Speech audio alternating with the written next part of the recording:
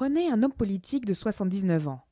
Rajoutez-lui une moustache, un goût prononcé pour les choses simples, une politique libertaire, et vous obtiendrez José Mujica, dit Pepe, président de l'Uruguay entre 2009 et 2014. Après 13 ans passés dans les geôles de la dictature, pour avoir appartenu au mouvement de guérilla urbaine des Tupamaros, José Mujica entre en politique à 59 ans. Il est nommé ministre de l'Agriculture en 2005 au sein du premier gouvernement démocratiquement élu.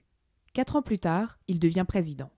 Durant son mandat, Pepe va surprendre par son mode de vie très simple.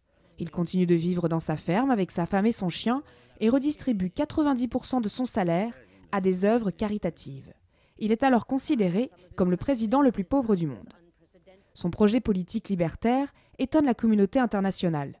Pepe Mujica légalise le cannabis pour lutter contre le trafic de drogue, dépénalise l'avortement, autorise le mariage gay et vend des bâtiments publics pour lancer un programme de construction de logements. Pour lui, l'objectif est de transformer son pays en laboratoire politique. Nosotros queremos contribuir con una experiencia que le pueda servir al mundo para llevar políticas que sean mejores. Ses discours engagés marquent aussi les esprits. En 2013, il fustige la société de consommation à l'Assemblée générale de l'ONU. Si aspiráramos en esta humanidad a consumir como un americano medio promedio, son imprescindibles 3 planetas para poder vivir. Mais sa liberté de ton peut également susciter la polémique.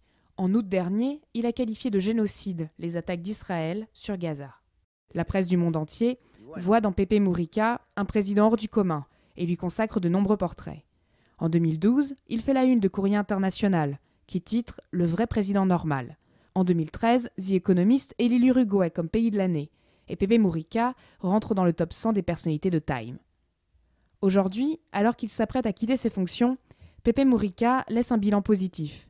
Le chômage est en baisse, le PIB en hausse, et il a permis une augmentation des investissements étrangers, même si d'importantes dépenses publiques ont aussi creusé le déficit.